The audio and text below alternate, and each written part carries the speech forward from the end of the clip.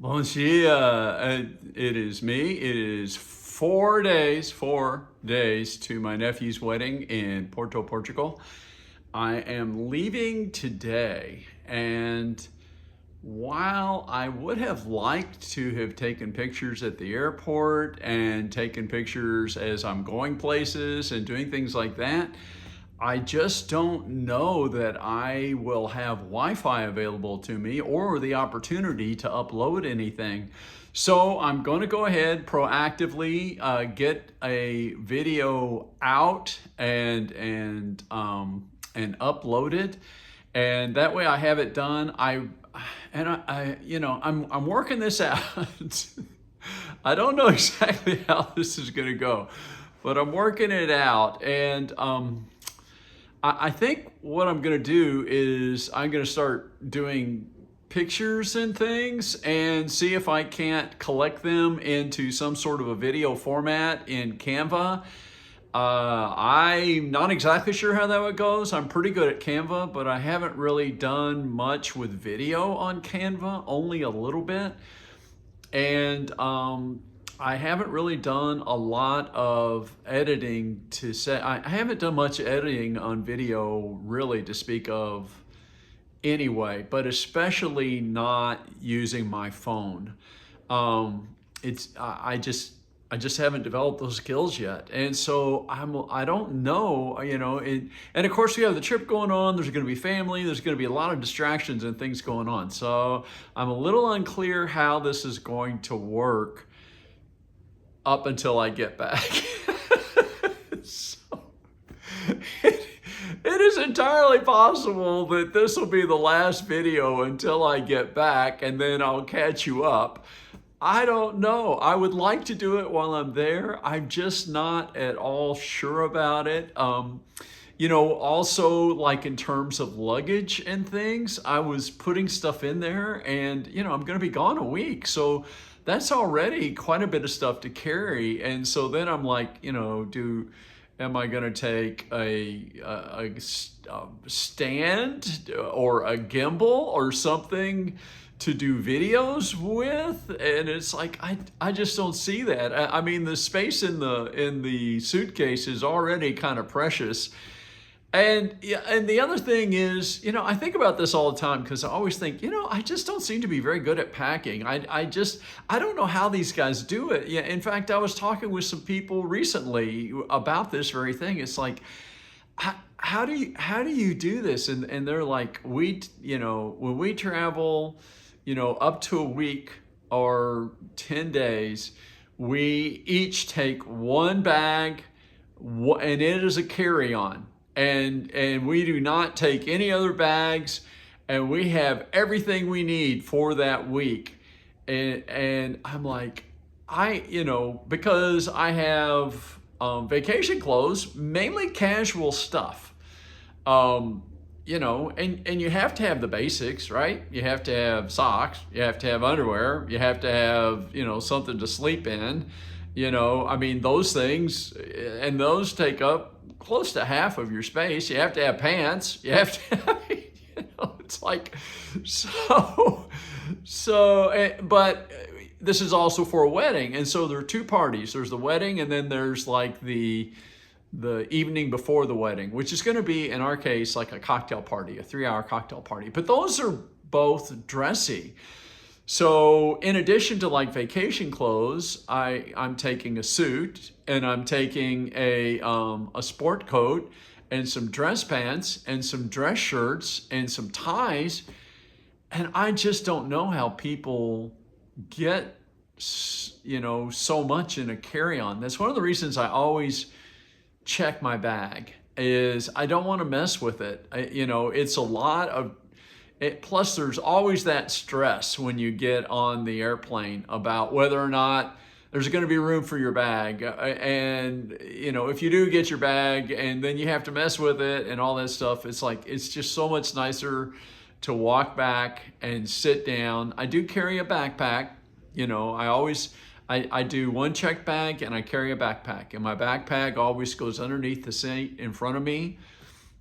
which normally that's okay. This time I have more in that backpack because I have more going on. I'm still going to stick it under there, but these are going to be long flights. And in long flights, that is a bit of a hassle because I'm very tall. I'm 6'4". I shrunk a little. I used to be 6'5", but I'm still 6'4", which is still pretty dang tall. And so leg room is tough. And that, if I don't have something underneath the seat in front of me, it is more comfortable. But I can usually do it. But also normally my flights are, an hour or two long. They're not 6 or 8 hours long like I'm going to be here. So there's going to be a lot to figure out. So I think I'm going to take the stress off me and say, I don't know. I may wait until I get back to post a video. So I'm going to say, don't count on one until I get back. If I do, that's great.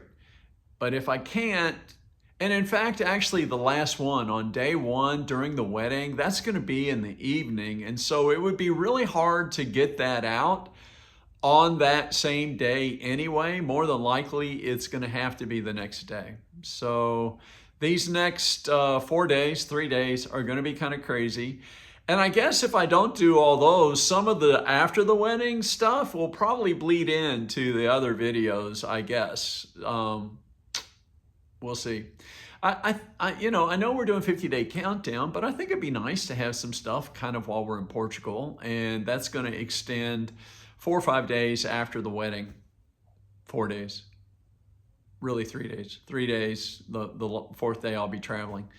And so that's kind of where we are. So, obrigado for watching these videos along the way. I don't know if you've enjoyed them or not. I don't know. I'm working on this. I feel like I'm learning a lot every time I do it. But and to tell you the truth, that is probably the biggest single reason I'm doing this. I do kind of like the idea of 50 days. I think it's really cool. It's something I've been doing for a number of years. I've never done videos on it, but I've been doing 50-day challenges for a number of years. And I find that it's really motivating and really a great thing to do. And so I do kind of like it. I do understand I don't quite have it figured out yet for video and for making content that is really engaging yet for people. But I think, I feel strong about it. I think that's gonna come. I think a lot of it is getting the experience and kind of learning this. So, one thing that I've thought of recently is for the main part, and I do this for a lot to save time is a big part of it. And the other part is to make it simpler is if you've been watching any of these, I basically just turn it on and record it. And most of the time I don't even edit it very much. Sometimes I do, but most of the time I just upload it. And, but I've been realizing as I go along, one of the things that I'm doing, it's more like a vlog really than anything else. And I thought, I need to really spend some time and kind of make it more about storytelling and kind of telling a story and bringing it along like that. And that, I think, would be a big improvement. I do think that does take more planning and more time, probably some editing and that kind of stuff. But you know what? We're going to come into that. And that's part of this 50 days. So, if you've been following along, I did 50 days of trash, and then I did 50 days of fitness and 50 days to Porto. So I've done close to 150 videos this year, which is a lot.